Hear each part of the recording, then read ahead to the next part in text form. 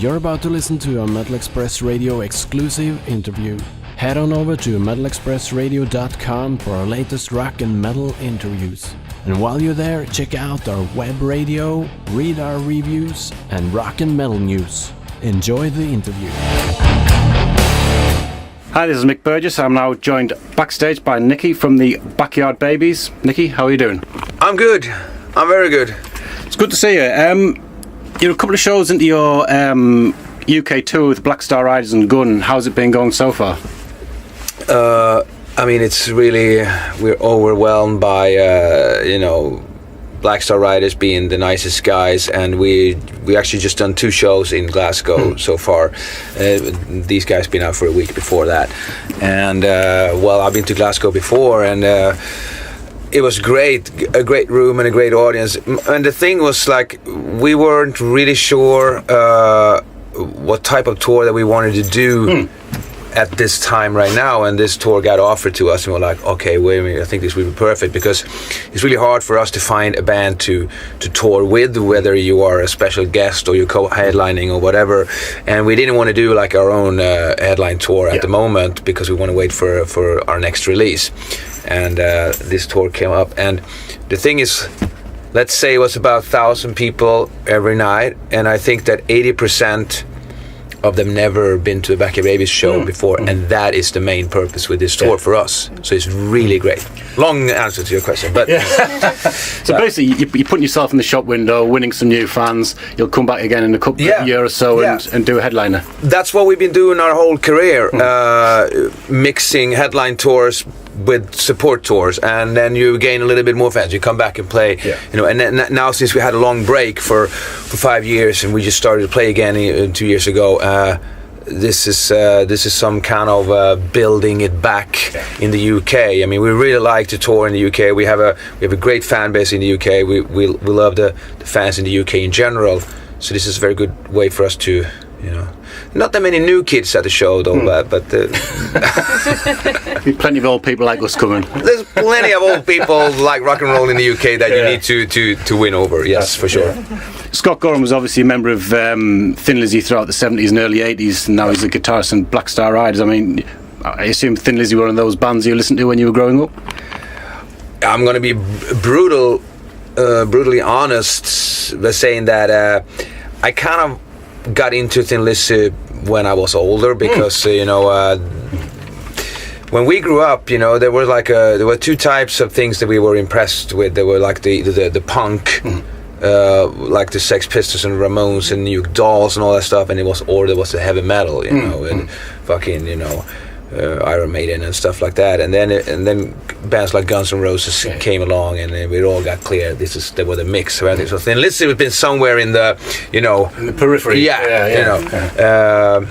But I don't know what to say about that. It's just like it's such an amazing band who has such an amazing catalog of songs, which is this is the cool thing today. You can actually you hear songs today, they sound relevant, and the songwriting skills and the production and the whole thing by making music is very impressive, and with a band like Thin Lizzy. So I'm honored to be here, and I think he's a very cool guy as well.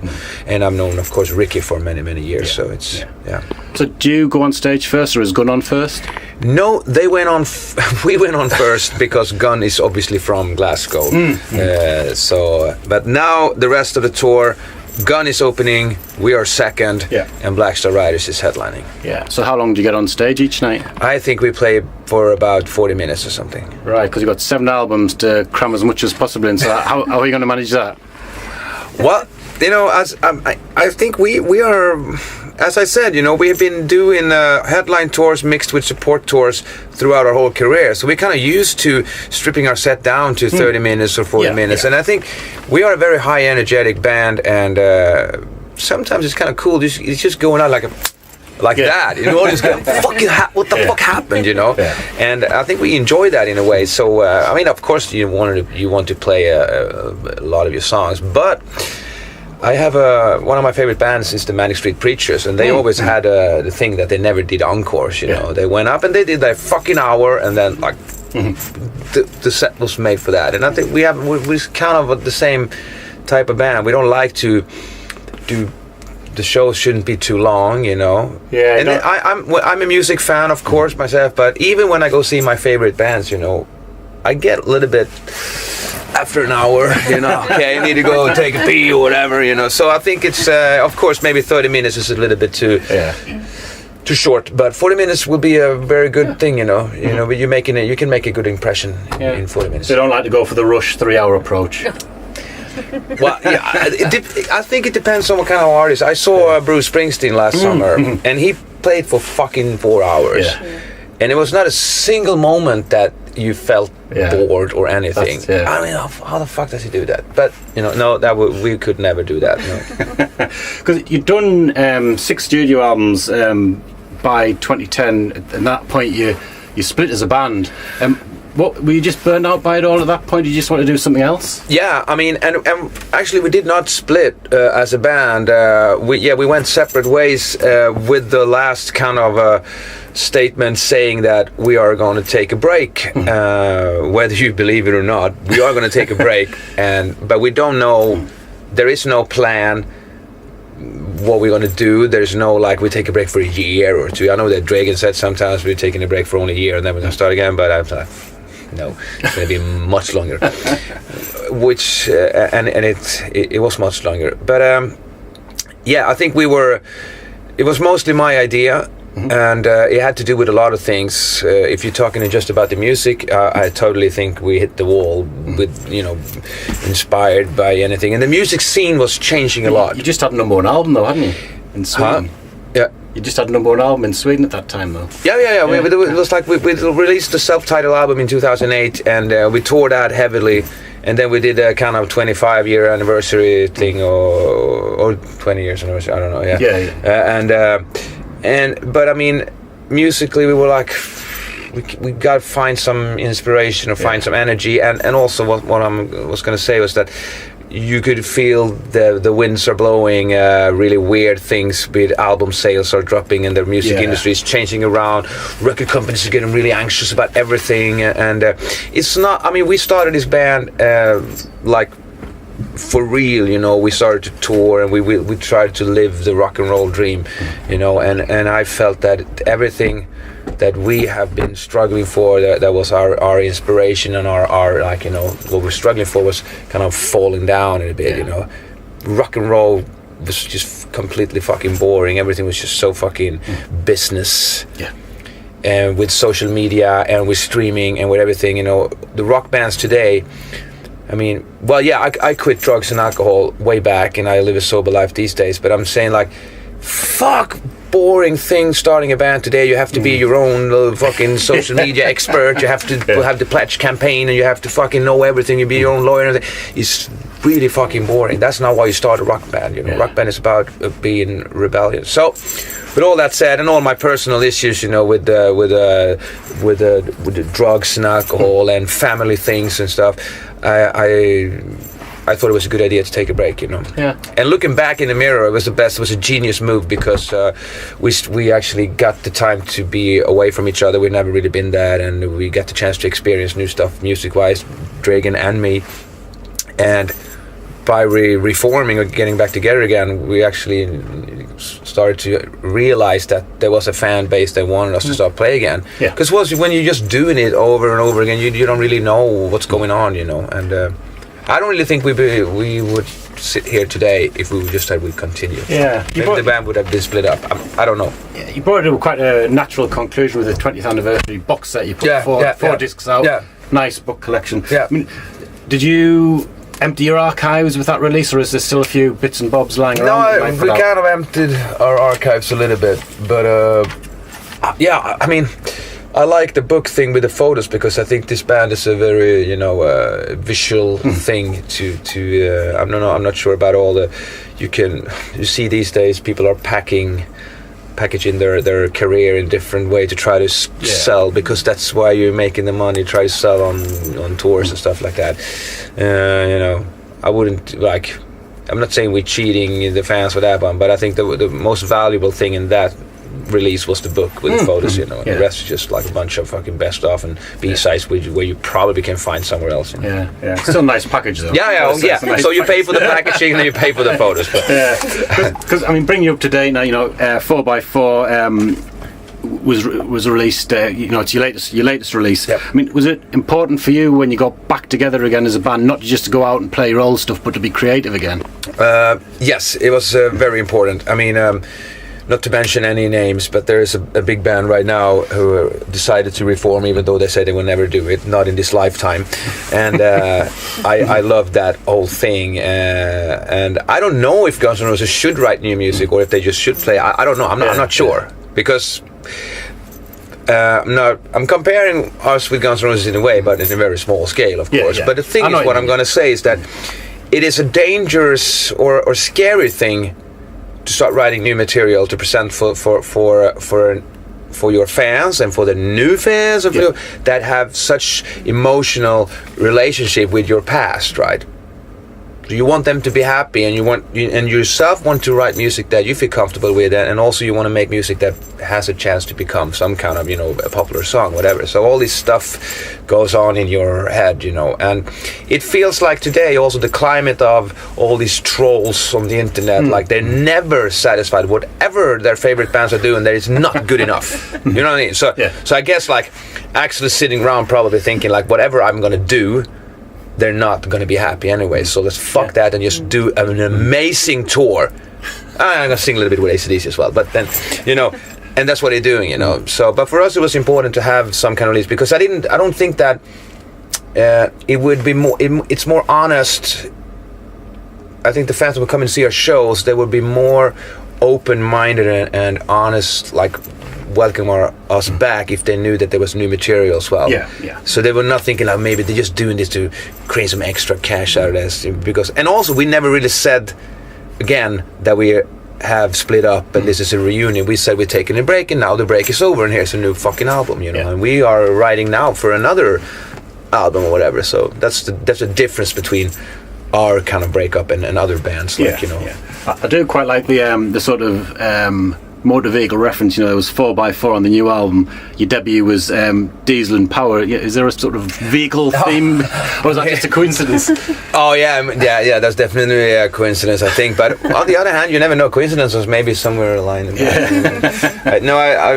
4x4 is like, even though that I'm a big 4x4 drive nerd, it's more like this band is these four guys, and we are like depending on each other, although we are separately moving, you know, forward, and we kind of like lift each other up in a way, and this, it's kind of interesting. We never really thought about it until a couple of years ago that we've been the same lineup for so long, and that's really something that people are impressed by. I think that Rolling Stone magazine or whatever, they did some kind of list of bands, album releasing bands that has had the same lineup for whatever, what is it, 25 years or 30 years, and we were on that list, you know. There's bands like U2 and stuff. U2's easy top. I'm like, fuck, that's cool, because, you know, at least they changed one band member, and whatever happens throughout the career, and you know, but no, we always been the same four fucking dudes since '89. Because you've just released a DVD a couple of weeks back, live at the Circus. So what can your fans expect from this? I was a bit like, are you sure about a DVD? You know, who doesn't even own a DVD these days? I mean, the new computers doesn't come with a DVD output or anything. I mean, where are people going to fucking watch it? You know, I don't know. So, but obviously, it was an item that people appreciate a lot. You know, it's sold a lot the first week in Sweden. You know, even went to number 1 in the DVD charts. I'm like, what the fuck? And people are really liking it here in the merch shops, on the live gigs. You know, get it signed. It's like some kind of. And then I started to think that when I grew up, the live videos were really, really important. I mean, it was definitely, without any other, you know, it was a Live After Death, Iron Maiden Live After Death on VHS cassette that I got, that I watched over and over and over again, you know. And it was the way that was, you know, the packaging, the quality of the filming and the sound and the Scream for Me Long Beach, you know, the fucking thing that got me totally hooked with heavy metal music, you know, listening to it but seeing it. So for all the people that maybe cannot go see shows and want to have some kind of memory from that tour, whatever it is, it's a great thing, a live DVD, and it's well made, you know. Yeah. We had the opportunity to shoot with a lot of cameras at that nice venue in Stockholm with our home crowd, and there was a lot of people that night, so all good. Best one to capture. Yeah. The first few seconds in the first song, there was something wrong with my in-ears, so we had to redo that, and that's why I'm looking a bit angry in the beginning. It's like, can you fucking hear me now? And that's like, we kept that, and people are like, yeah, what the fuck? Because it was only in my ears, I couldn't hear it. The crowd heard perfectly. So that's a funny thing. Yeah. Well, just to wrap up with the last couple of questions, you mentioned going out on tour with the a great package. I always had visions of Dragan was in the Helicopters, and Nick Anderson is also in Imperial State Electric. I just had sort of Backyard Babies, Imperial State Electric, and the Helicopters all going out on tour and switching between bands. Is that something you'd thought of? Well, yeah, for me it's okay. I only have one band to play again, and then it'll be harder for Dragan and Nick. Actually, we've been talking a lot over the years by doing a dream package tour for people that want to see us in the Helicopters and stuff like that. You know, I don't know. The Helicopters are doing a few shows this year. They like Guns N' Roses said, and we're never ever going to play again together. And then all of a sudden they're yeah, I mean, but I think we actually talked about it the other day, to find new bands like we do now, more like Coheadlining thing, because it's we have the same problem as everywhere. You know, we need to make sure that the promoters can trust that they are selling tickets and stuff, and it's better maybe to share a bus with another band. You go out like a bigger package or something, come like a three bands package or whatever. I'm not sure, but I don't know about the Helicopters. Maybe it's better to go with someone who's a bit different. So you play like we play with now the Black Star Riders. It has an audience. Some of them come from like the Thin Lizzy kind of sentimental thing, but they also gained a lot of new fans by being a great band, you know. So it's good for us. So last question: after the tour in the UK is over, where do you head next? We're doing one more show in Paris because we had to cancel the Paris gig on the last run because of the terror attack. It was really a very frustrating week there. We didn't know if we were supposed to do it or not, but so we kind of promised the Paris crowd that we're going to come back. So we're doing that right after on next Monday, and then we have a few festivals here and there. Few shows, no real tours, and try to be every off day we're going to try to be in the studio and write and record. We started already, you know. It's a bit of a slow process because we all like really have so much stuff to do all the time with other stuff, but we're going to try to get some new songs together before the summer, and hopefully we can start record new materials after the summer. So I think, you know, we're looking at a new release, whatever it's going to be, in early 2018 or somewhere in there. Yeah, it sounds really late when you say 2018. Yeah, I know, but it can't be 2018. No, just ask my therapist. You know. You should live in the moment. They say, like, well, you shouldn't like try to be in a band, or try to make something out of it in the music industry. Yeah. It's really hard to But the interesting thing to look at it. These days everything is going to be packed and released the same day. With the streaming thing, and it's possible in a way. But on the other hand, I believe in taking its time to actually start preparing for a thing and have to work with new songs and coming out at the right time again, because the world today is just like information and new songs, and everyone is competing in the same space. It's just like stupid. Nicke, thanks very much for your time. Best luck with the show tonight, and best luck with the rest of the tour. Thank you very much. You just listened to a Metal Express Radio exclusive interview. Head on over to metalexpressradio.com for our latest rock and metal interviews. And while you're there, check out our web radio, read our reviews, and rock and metal news.